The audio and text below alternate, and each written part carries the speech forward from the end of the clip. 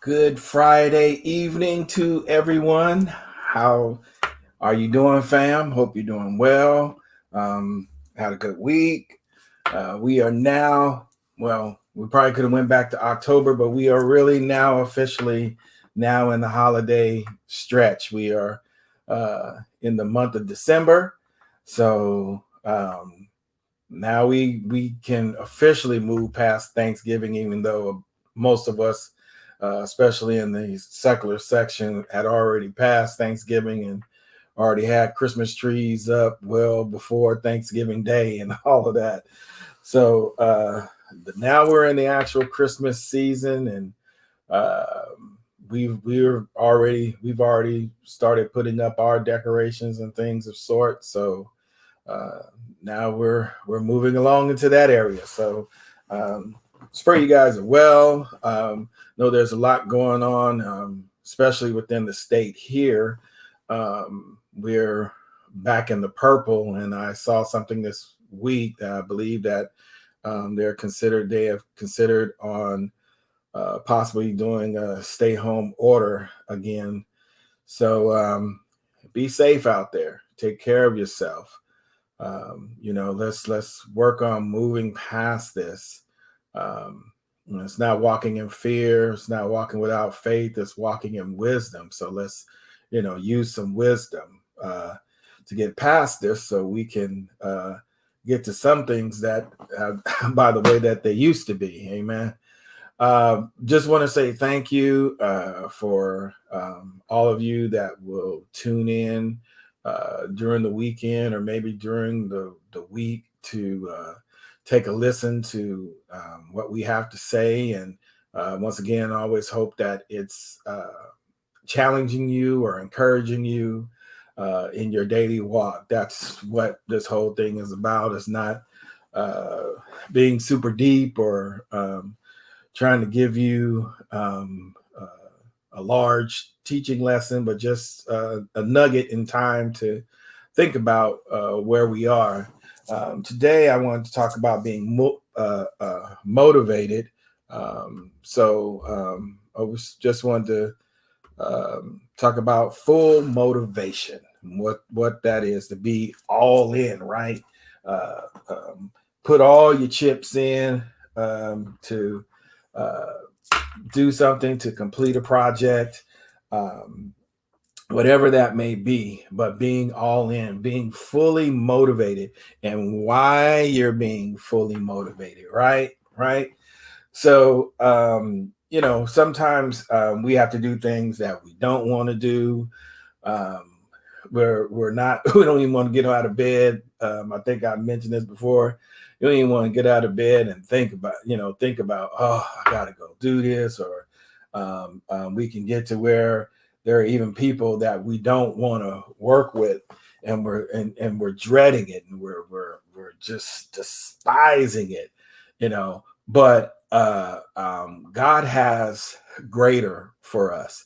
And there's an example for us to follow in that sense of how to be when we're tasked with something that we have to do, either whether if we want to do it or if we don't want to do it, the attitude and conviction that we should have at all times, and doing something and being motivated to do it. I'm going to read Ephesians 6th chapter and the 5th and the 6th verse. And it says, servants, be obedient to them that are your masters, according to the flesh, with fear and trembling, in singleness of your heart, as unto Christ, not with eye service as men pleasers, but as the servants of Christ, doing the will of God from the heart. So the first thing that we have to think of doing when we're doing a task or we're doing something, if we're doing it for someone, a supervisor, a boss, a pastor, somebody in leadership in the church, um, have that respect. Have respect for that person that's in that office. A lot of times we may know something in the background about someone. I'll be transparent. Not my current boss, but my boss before. I have some thoughts and some reflections, um, and they deeply trouble me. But at the same time, he's my boss. He's in the seat that states that he's over the division I'm in. So, in that, even though I may have some personal feelings about him, far as the office is concerned, I must respect that. And so, there was an issue where uh, y'all that know me that are that are checking out this video know your boy sometimes can speak his opinion, and did it. And I was in the right for what I said, but how I said it and how I did that in front of other co-workers was not quite the right thing to do, because I needed to at the end of the day, I should have probably taken him aside and then said what I still said, but I should have respected the office. If that's the manager of my office, then I need to treat him with that same respect. So, in that sense, we need to have respect and work with those people that have rule over us. And so, if you're doing it from a mindset of having a good heart, then you'll know that, even though you may not agree with something, even though it may be a work thing, it may be something that they're asking you to do that you don't agree with. Look at it, make sure it's, of course, not something illegal or something like that, and you just do it. But you do it because when you're doing it as of Christ. You're doing it with a good heart. You're doing it with a good attitude.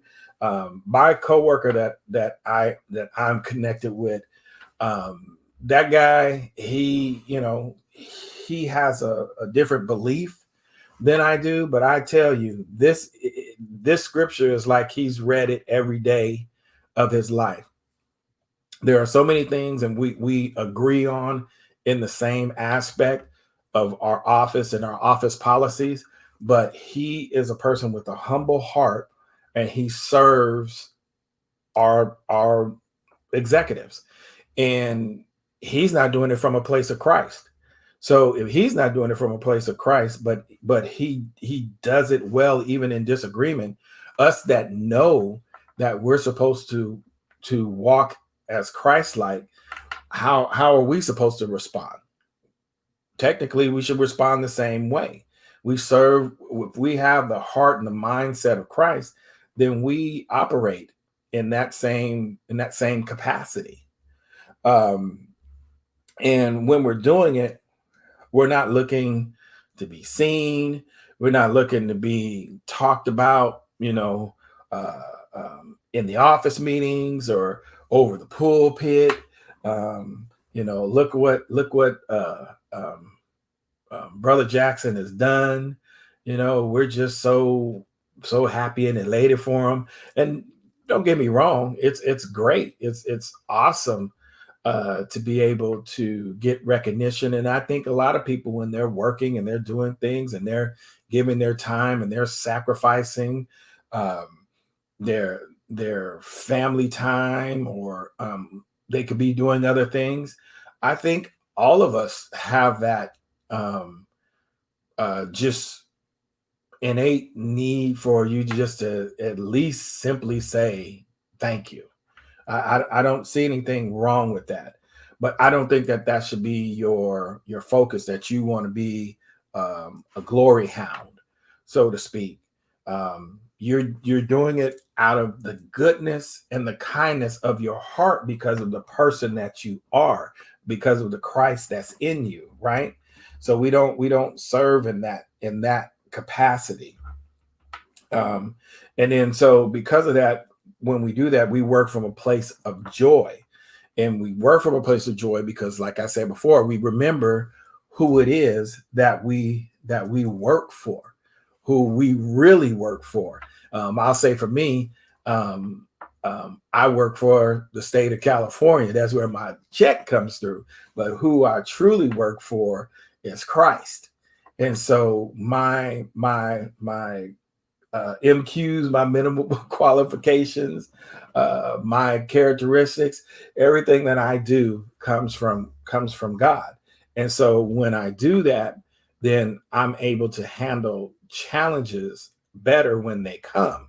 And I think that's the place that we strive to get to, is how do we deal with the day to day type of situations, not just when big things come, but how do we deal with people that come into your space or your area and they don't talk with the same language that you talk with, or they have attacking spirits, authoritarian spirits, like you're beneath them, and things of that sort. Or I've said this many times, that you're put in a different container from other people, so they treat you a certain way that they don't treat other people. But you still, in all of that, regardless of what those people do, you still have to walk in joy. You still have to walk in love. Um, so your heart needs to be sincere and come from a sincere place. If you have to do something and you don't want to do it, uh, just get it done. But get it done with a great attitude, just pushing it forward, not focusing on the negative part of it, but that you'll be rewarded. You may not be rewarded uh, openly, but you'll be rewarded. Be confident in um, knowing that God has your back and that He'll take care of you. I've had people, you be in a room and you're working with them, and hey man, if you can get this done for me, I'll take care of you on the back end. Well, you don't have to worry with that when you're doing things with the heart and the mindset of God, because God will truly take care of you. So as we close out, gonna be real short today, which really these are only supposed to be about 10 or 15 minutes anyway, but your boy could sometimes get to flapping at the gums. But being a servant is what we're about. That's how we're supposed to be. If we're following Christ, Christ is the greatest servant. So that's why that's our example. And so when you're acting in the mindset and you're being a servant, then you're doing the will of God. So as we close out today, I'll ask you a couple of things that you can think about over the weekend and then going into next week. So what is something that you have to do that you don't want to do? Think about, some things that you've needed to get around. Maybe there's some conversations that you needed to get around, or some project that you needed to do, and you need somebody's help that you don't get along with. Think about how you're going to accomplish that, and how you're going to do it from the mindset of Christ, and do that one thing with all of your heart. So when you do connect with that person or that group or whoever it is, do it with your heart. Do it with all of your heart, your mind, your soul, and your spirit, to accomplish not just the goal, but maybe accomplish renewing relationships, or building new relationships. That people haven't seen you in this light before, because they really didn't get a chance to know you. So do it with all of your heart. And so also we should ask God to help us to serve someone as he is stooped to serving us. So we should look to be servants, helpers to one another, just as Christ has come and has done the same for us. He's taken care of us. He's met every need that we've had. When we cry out to God, He hears us. Let's do in kind as God has done for us, to bless other folks, to build. I'm always saying that because I'm a big component of us needing to be builders and not destroyers of bridges.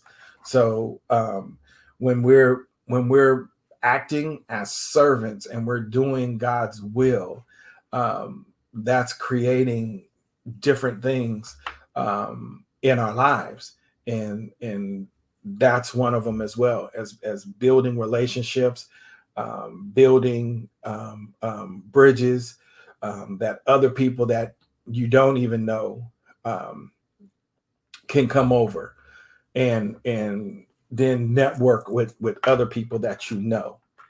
So be blessed, be encouraged, be increased on every side. I pray that your weekend is blessed. I pray that your family is safe and healed. And the ones that are even going through some things on this week, I won't say it over this, but I know some people that have some struggles that are going on, and I'm praying for their strength. I'm praying for their encouragement. I'm praying for their comfort, so that they may be renewed. So you all just be blessed, be encouraged. I love you. I appreciate you giving time to listen to this. And like I said, as always, I hope that it blesses you, encourages you, it does something to strengthen your day. All right. I'll see you all at the next go around.